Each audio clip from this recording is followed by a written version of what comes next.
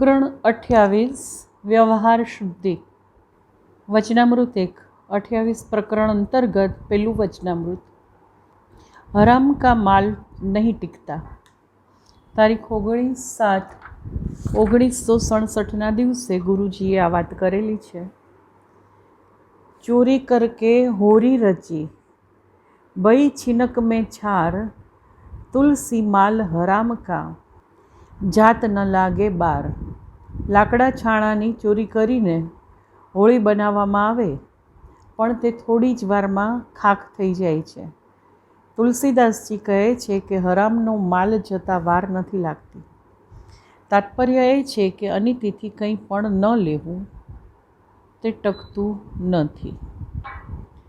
कर्तव्य से कमाना चोरी नहीं है, अनधिकृत चेष्टा करना चोरी है। आशय ए छे कि लोभ वृत्तिथी छळ कपट करीने कमाई लेवुं ते चोरी छे। नीतिथी कमावुं ते सद्व्यवहार छे। तेनाथी मननी शुद्धि थाय छे अने परमात्मा प्रसन्न रहे छे। वचनामृत 2 व्यवहार शुद्धि से ही अंतःकरण की शुद्धि। व्यवहार शुद्धि के बिना कुछ नहीं होता, यह मेरा पक्का निश्चय है। सद्व्यवहार के बिना अंतःकरण की शुद्धि कभी नहीं होती। बिना व्यवहार की शुद्धि के हम कभी शुद्ध नहीं हो सकेंगे। पूज्य श्री व्यवहार शुद्धि पर भार वारंवार मूके छे, कारण के आचरण श्रेष्ठ धर्म छे। आचारः प्रथमो धर्म। आचरण शुद्धिथी ज आपणुं हृदय शुद्ध थाय छे अने शुद्ध हृदयमां ज भक्ति प्रगटे छे। ज्यां सुधी हृदय शुद्ध न थाय त्यां सुधी साची भक्ति थई शकती नथी।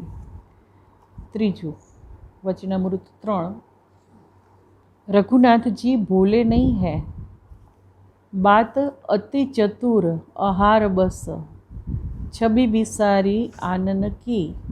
कलियुग की अवस्था का काकभूषुंडी जी ने वर्णन करते हुए कहा है कि ब्रह्मज्ञान बिनु नर नारी, कही न दूसरी बात, कौड़ी लागी लोभ बस, करही विप्र गुरुघात। कलियुग के नर नारी ब्रह्मज्ञान के बिना दूसरी बात करते नहीं है, परंतु एक कौड़ी के लोभ के वश होकर ब्राह्मण और गुरु का घात भी कर डालते हैं। यह आचरण है और बात ब्रह्म की करते हैं। लोग सुनते हैं, सुनाते हैं, समझते हैं, समझाते हैं, लेकिन दशा नहीं होती। दशा नहीं हो तो रघुनाथ जी ऐसे भोले नहीं हैं। भगवान से प्रार्थना करो, वे सबको नीतिमान होने की प्रेरणा दे। आशय ए छे कि ज्ञाननी वातो करवाथी कंई वळतुं नथी। जीवनमां शुद्धि अने नीतिमत्ता आववी जोईए। मोहवशता के हृदय दुर्बलताने कारणे जो आ न थई शके तो परमात्माने प्रार्थना करीने प्रेरणा मागवी। बाकी आहारवश थईने केटलाक लोको वातो करवा अति चतुर होय छे, आतुर पण होय छे, पण प्रसंग आवता मुखनी कांति बगड़ी जाय छे। आम आचार शुद्धि नहीं होय तो भगवान कंई भोळा नथी। पुस्तकों, प्रवचनों, शास्त्र पठन वगैरेना कोरा ज्ञानना आहारथी तेओ ज्ञाननी वातो ज करे तेथी शो लाभ। टूंकमां ज्ञान छे ते आचरणमां उतरवुं जोईए। चौथुं अनिति से कमाई मत करो। अनिति की कमाई से भूखा रहना उत्तम है। अनितिथी मेळवेला धनथी, प्राप्त करेल आहारथी बुद्धि अने मन बगड़े छे। पूज्यश्री कहे छे कि एना करता तो भूख्या रहेवुं सारुं छे, जेथी बुद्धि अने मननी निर्मलता जळवाई रहे छे। पांचमुं वचनामृत नीति परम गति का मूल। नीति से प्रतीति, प्रतीति से प्रीति, प्रीति से नेम, नेम से प्रेम और प्रेम से परम गति। जो परम गति प्राप्त करवी होय तो जीवन नीतिमय बनावવું જોઈએ। नीतिथी चालवुं ते तपश्चर्या छे। નીતિનિષ્ઠ માણસને પ્રતીતિ થાય છે કે જગતની પાછળ રહેલી મહાસત્તાને પણ નીતિ જ અભિપ્રેત છે. આવી પરમાત્માની નીતિપરતાની પ્રતીતિ થતાં તેના તરફ પ્રીતિ પ્રગટે છે. પછી તો નિયમ પ્રમાણે જ નીતિપાલન કરવાની ભાવના જાગે છે. તેનાથી પરમાત્મામાં ઊંડો પ્રેમ, શ્રદ્ધા અને શરણાગતિરૂપ ભક્તિ પ્રગટે છે. આવી ભક્તિ પ્રભુ કૃપાને પાત્ર બનાવે છે અને પ્રભુ કૃપા કરીને પરમ ગતિ આપે છે. વચનામૃત 6. નીતિ કા હી ખાના, હક કા ખાના, અનીતિ કોઈ જીવન નહીં હૈ. હકનું ખાવું એટલે નીતિ અને પ્રામાણિક પરિશ્રમથી પ્રાપ્ત કરેલું ધન જ પોતાના ઉપયોગમાં લેવું. આવું સાત્વિક ધન બુદ્ધિને પવિત્ર બનાવે છે. ડૉક્ટર, વકીલ, શિક્ષક, નિષ્ણાત ઇજનેર કે કોઈ પણ વ્યક્તિ સામી વ્યક્તિની અનિવાર્ય જરૂર અને ગરજનો લાભ લઈ વધારે ફીસ લે અથવા કોઈ સત્તાના સ્થાને બેસેલ વ્યક્તિ પોતાની ફરજમાં આવતું કામ પણ કંઈક લઈને જ કરે તો તે અનીતિ અને ભ્રષ્ટાચાર છે.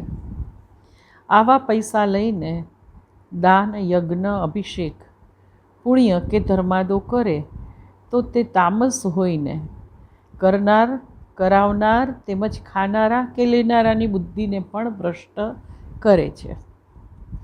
શ્રીમદ ભાગવત સ્કંદ 3 એમાં 3 અધ્યાયના 30મા શ્લોકમાં, સ્કંદ 3 અધ્યાય 30માં અનીતિથી બીજાની મિલકત પડાવી લેનારા નરકગામી બને છે તેમ જણાવ્યું છે. માટે જ પૂજ્યશ્રી કહે છે કે અનીતિ કોઈ જીવન નથી, અર્થાત તે રીતે જીવવું તે સારું નથી, પરંતુ તે નારકી જીવન છે. આવા લોકોનું અન્ન પાપમય હોવાથી ભારે છે. માટે ભૂલે ચૂકે પણ તેમના અન્નજળ લેવા નહીં કે સુખ ઉપભોગ માટે તેમના કોઈ સાધન પણ વાપરવા નહીં. 7. सुखी जीवन का आनंद कौन पावे, नीतिमान सुखी जीवन का आनंद पाता है. સર્વ આધ્યાત્મિક ગુણો નીતિથી વર્તનારમાં આવે છે. નીતિયુક્ત જીવન જીવનારમાં સત્ય, અહિંસા, અપરિગ્રહ, દયાભાવ, સ્વપત્નીમાં જ ધર્મ્ય કામ, ઉદારતા, પ્રામાણિકતા ઇત્યાદિ સદ્ગુણો સ્વયં અને અનિવાર્ય રીતે પ્રગટે છે. આવા ગુણો ધરાવનાર જીવનમાં સુખ અનુભવે છે. મનમાં પસ્તાવો કે વિષાદ થાય, વિક્ષેપ થાય, હાય પૈસોની વૃત્તિ થાય કે કોઈની ધા મળે એવું કશું જ તેને થતું નથી. પરિણામે જીવન સુખમય બની રહે છે અને તેથી તેને સાચો અને સાત્વિક આનંદ પ્રાપ્ત થાય છે. આમ નીતિ એ સુખી જીવનની આધારશિલા છે. वचनामृत 8.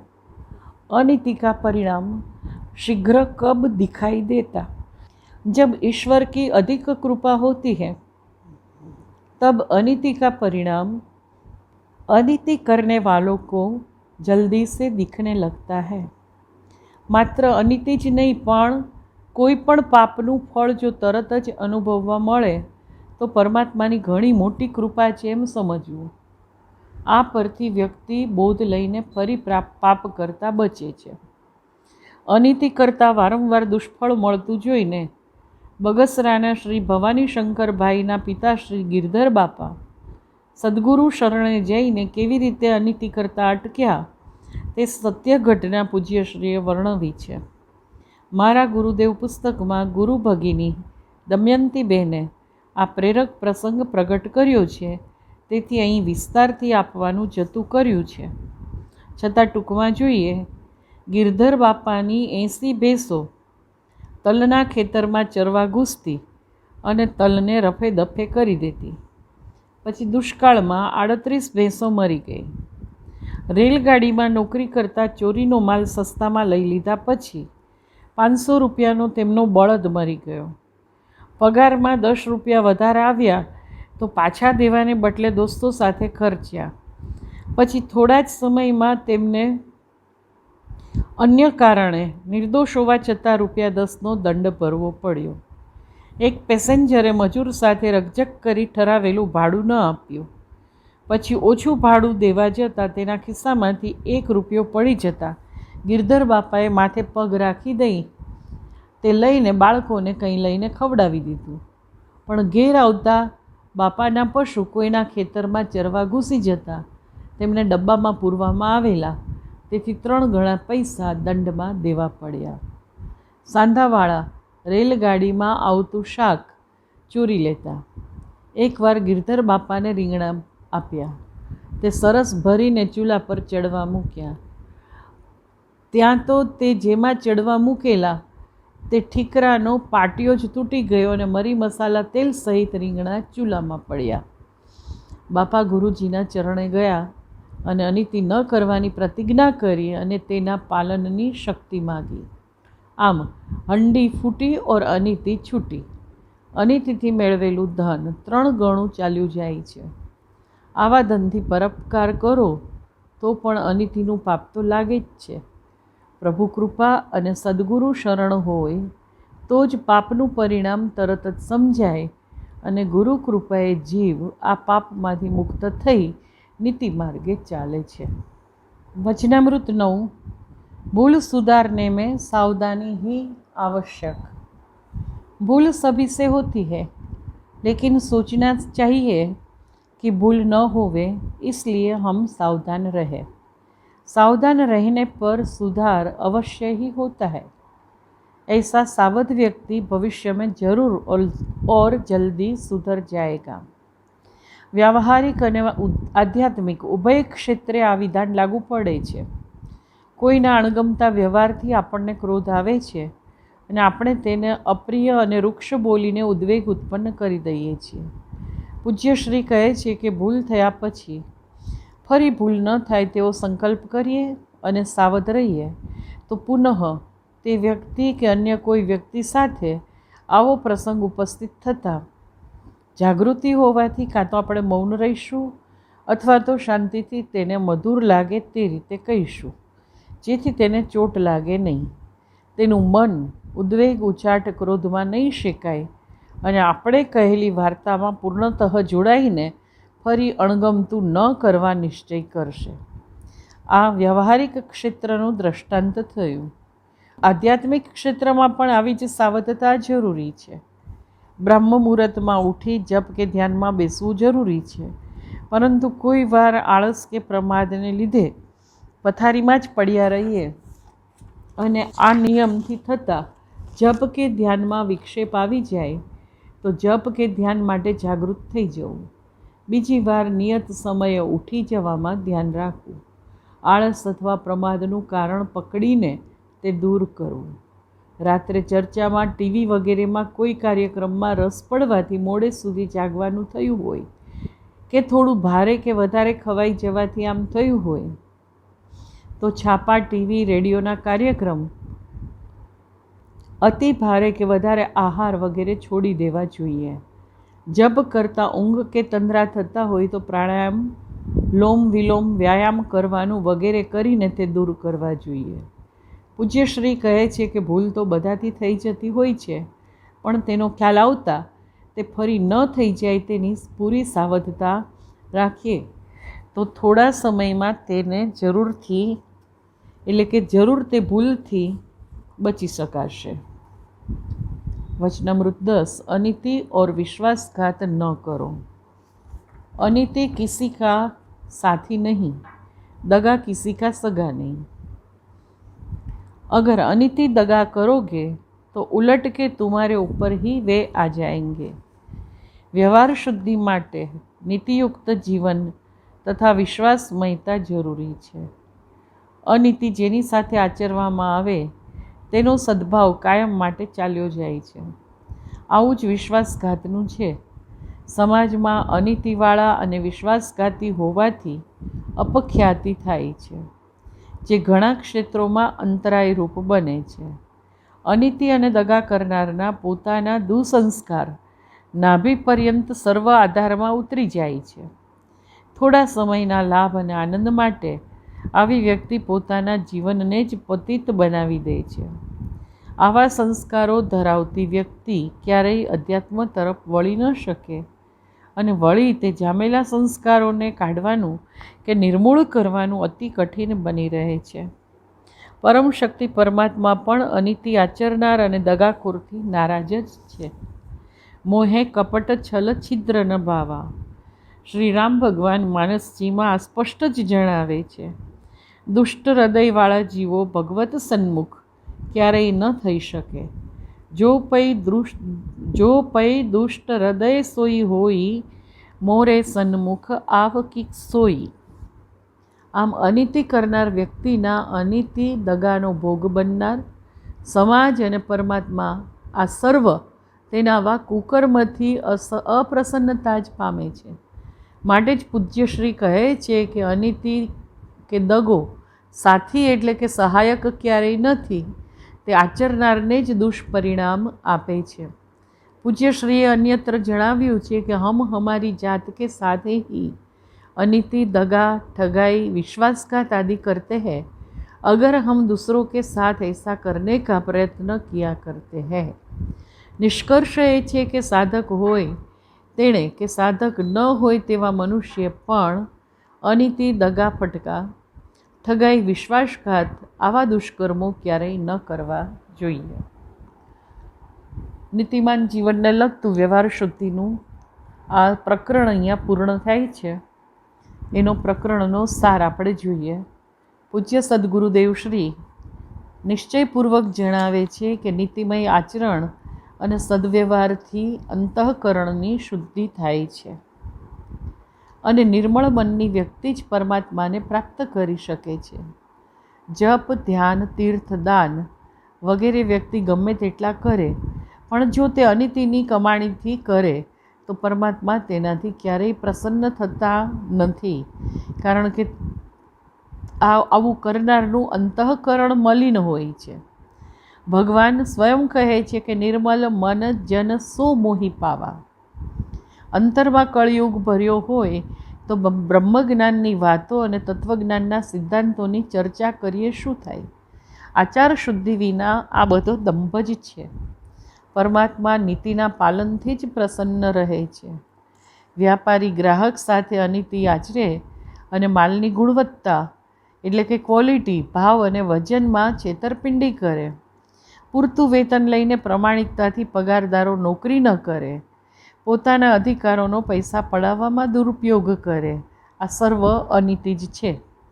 અનીતિની કમાણી ટકતી નથી, તેનો દુર્વ્યય જ થાય છે અને પાપ જ અંતઃકરણમાં પ્રભાવ જમાવે છે. આથી જ પૂજ્યશ્રી નોકરી કે ધંધો નીતિથી કરવા પર ભાર મૂકે છે. દીક્ષા અને કંઠી આપતા પહેલાં અનીતિ કા ધન કભી નહીં લૂંગા એવી પ્રતિજ્ઞા પણ તેઓ શ્રી કેટલાકને કરાવતા. નીતિથી મળેલું જ ખાવું, નહીંતર ભૂખ્યા રહેવું, તેઓ શ્રીનો આ આદેશ કેટલો બધો સૂચક અને પ્રભાવક છે. નીતિથી ચાલનારને જ ખરો આનંદ મળે છે, તે તેમનો અનુરોધ બરાબર વિચાર્યા વગર આજના યુગમાં ગળે ઉતારવો મુશ્કેલ છે. અનીતિ, વિશ્વાસઘાત અને દગાફટકાથી હીન યોનિમાં જઈ દુઃખો ભોગવવા પડે છે. એ મોહાંધ લોકોને નથી કળાતું, પણ યુગદ્રષ્ટા અથવા કહીએ કે યુગના અંત સુધી મીટ માંડવાનું જેમનું સામર્થ્ય છે એવા આર્ષદ્રષ્ટા સંતને તે સ્પષ્ટ દેખાય છે, અને તેથી જ તેઓ જીવનને નીતિમય બનાવવું આપણા હાથમાં છે તે પર ભાર મૂકી વારંવાર આપણને અનીતિ, અશુદ્ધિ, વિશ્વાસઘાત વગેરે ન આચરવા પ્રબોધે છે. વ્યવહારની અશુદ્ધિની ભૂલો થઈ ગઈ હોય તો ગિરધર બાપાની જેમ ભૂલોના પરિણામો પરથી ધડો લઈને ખરા પશ્ચાતાપપૂર્વક અનીતિ ક્યારેય ન આચરવાના દ્રઢ નિશ્ચય સાથે પરમાત્મા પાસે આ નિશ્ચય પ્રમાણે આચરવાની સતત પ્રેરણા અને શક્તિ માટે આર્દ્રતાથી પ્રાર્થના કરવી જોઈએ. અસ્તુ. અત્રે આ પ્રકરણ અહીંયા સંપૂર્ણ થાય છે. જય ભગવાન. ઓમ શ્રી સદગુરુદેવાય નમઃ.